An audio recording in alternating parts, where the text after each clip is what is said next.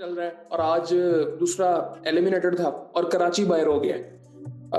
I think मेरे लिए तो बड़ा हैरानकुन मैच था। उसकी वजह ये है कि पहले तो कराची ने टॉस जीता और बैटिंग का फैसला किया, जो कि मेरे लिहाज से एक पॉजिटिव डिसीजन था और बैटिंग नहीं करनी चाहिए थी और एक अच्छा टोटल भी सेट कर दिया था। और लाहौर जिस तरह से ग्राउंड में आया था, मुझे लग ही नहीं रहा था कि ये मैच जीत भी सकते हैं वो। जितनी गंदी फील्डिंग उन्होंने की है आज, मुझे नहीं लगता कि मैंने किसी मैच में इतनी गंदी फील्डिंग देखी है किसी भी टीम की। और इस दफा पीएसएल में जो सबसे ज्यादा चीज डिस्कस हो रही है वो फील्डिंग है। इतनी गंदी फील्डिंग थी।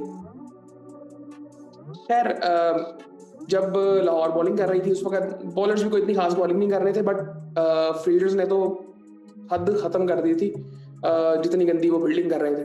खैर, कराची ने मेरे ख्याल से एक डिसेंट टोटल सेट कर दिया था, लेकिन उसके बाद जब लाहौर बैटिंग के लिए आता है और जिस तरह से वो बैटिंग स्टार्ट करते हैं, आई थिंक उन्होंने बैटिंग बहुत अच्छी की है। इसमें मैं ये नहीं कह सकता कि कराची ने बॉलिंग अच्छी नहीं की, लाहौर ने बैटिंग बहुत अच्छी की है। मतलब कराची ने भी, अगर आप एंड में 4-5 ओवर्स देखेंगे, वहां पे 1-2 कैचेस उन्होंने छोड़े हैं।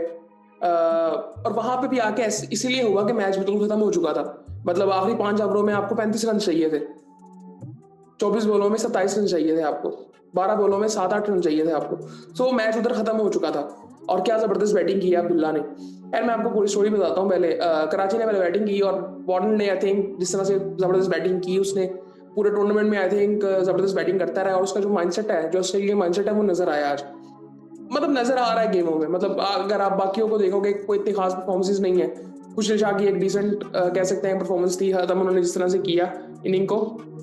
मेरे ख्याल से 10-15 रन शॉट थे। वो लाहौर ने एंड में बॉलिंग तरह बेहतर की थी, तो किसी तरह से वो कह सकते हैं कि कम बैक उन्होंने किसी हद तक कर लिया था। लेकिन आई थिंक 190 भी बहुत अच्छा स्कोर था।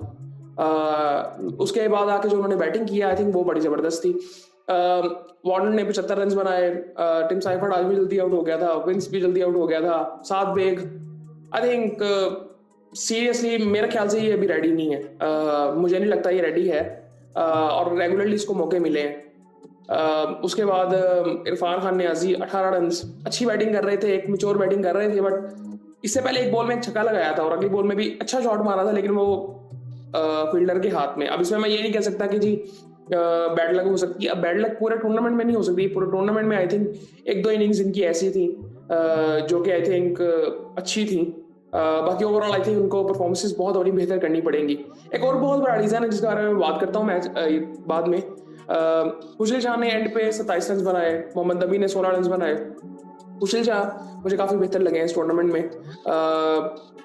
इतना मतलब जो उनसे रिक्वायरमेंट है उस तरह नहीं मैं समझ रहा, लेकिन फिर भी काफी बेहतर है जो कि उनको लास्ट टाइम देखा गया था जब वो पाकिस्तान से खेले थे। मैं भी रिसेंटली बात नहीं कर रहा चैंपियंस ट्रॉफी के, उससे पहले जब ये पाकिस्तान टीम से खेलते थे।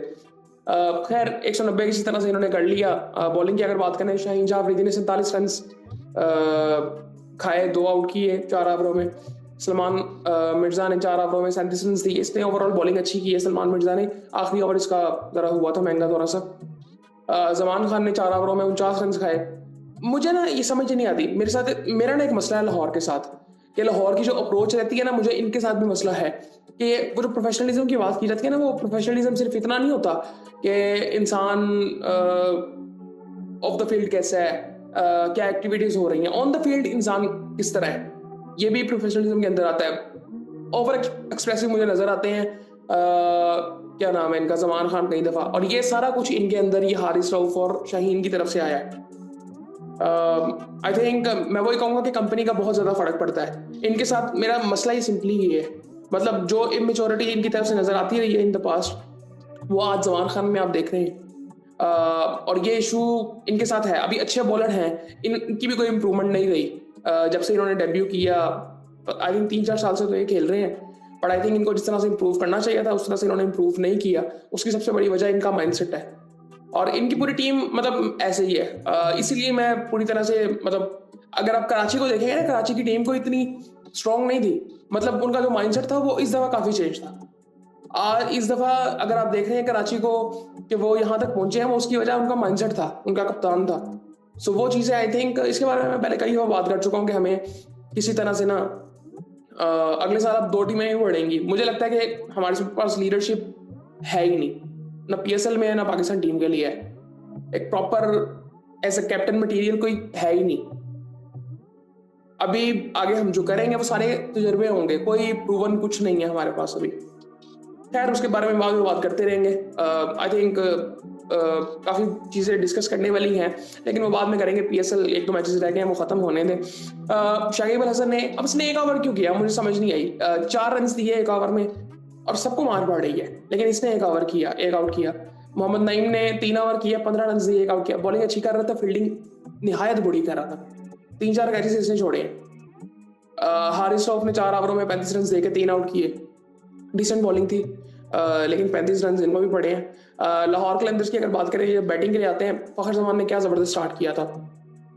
ये फ़खर जमान में इकलौते मुझे प्लेयर ऐसे लगते हैं लाहौर कलंदर में, जो कि आई थिंक वो माइंडसेट उनका ज़रा, आई थिंक मैं कहूँगा इनका हाइब्रिड है किसी तरह से। मतलब ये मेच्योर काफ़ी हद तक हैं अगर लाहौर कलंदर्स में मोस्टली देखा जाए। अगर आप शाहीन वगैरह को देखेंगे भी, इनकी कोई उम्र ही नहीं है। उसकी वजह यही है, इनके बैकग्राउंड कुछ ऐसे नहीं है कि जहाँ से वो मेच्योरिटी इनके अंदर आए। फ़खर जमान उनके बैकग्राउंड किसी तरह से हम कह सकते हैं कि उनका बैकग्राउंड, आप कह सकते हैं कि उनकी ट्रेनिंग ऐसी थी। नेवी में भी वो थे, तो ये सारी चीज़ें आई थिंक आती हैं सामने। फैमिलीज आपकी किस तरह से हों, सो वो इमेच्योरिटी अभी इनमें इनके बॉलर्स में मोस्टली नजर आती है। जमान में आप देखेंगे, शाहीन में देखेंगे, इवन हारिस में भी वो इमेच्योरिटी कई दफ़ा नजर आती है, मोस्टली नजर आती है। और मैं आपको एक और वजह बताता हूँ। आज काफ़ी कमेंटेटर्स बात कर रहे थे कि इनका नाम बांग्लादेश में की उसमें नहीं आया, सीरीज में नहीं आया। मुझे समझ नहीं आती कि हम इस चीज़ को एक्सेप्ट क्यों नहीं करते कि यार ये एक, इसको एक गेम की तरह लें।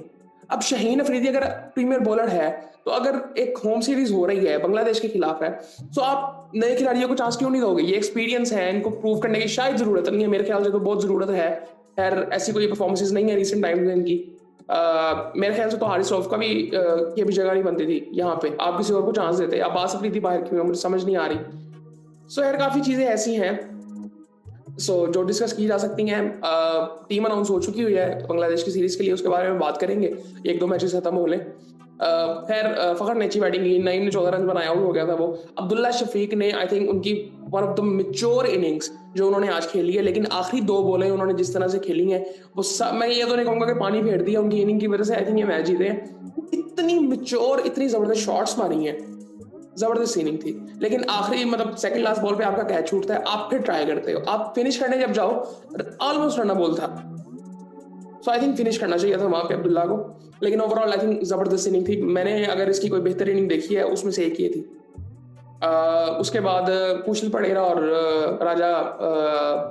राजा पक्षे, उनकी पार्टनरशिप एक लगी अच्छी सी, छोटी सी पार्टनरशिप थी, वही रिक्वायर्ड थी। कुशल पड़ेरा जल्दी आउट हो गए थे, साथ 30 रन उन्होंने भी बनाए। अच्छी इनिंग थी उनकी भी, कंट्रोल में चोर इनिंग थी उनकी। उसके बाद खैर बड़े आराम से आई थिंक ये जीत गए। 19वें ओवर में मैच खत्म कर दिया था इन्होंने। और बॉलिंग की अगर मैं बात करूं कराची की, तो मीर हमजा ने 32 रन दिए, अपना चौथा ओवर वो कर रहे थे। मैं कराची ने बॉलिंग बुरी नहीं की ओवरऑल। अगर देखें ना, कराची ने, इन्होंने बैटिंग बहुत अच्छी की है लाहौर ने।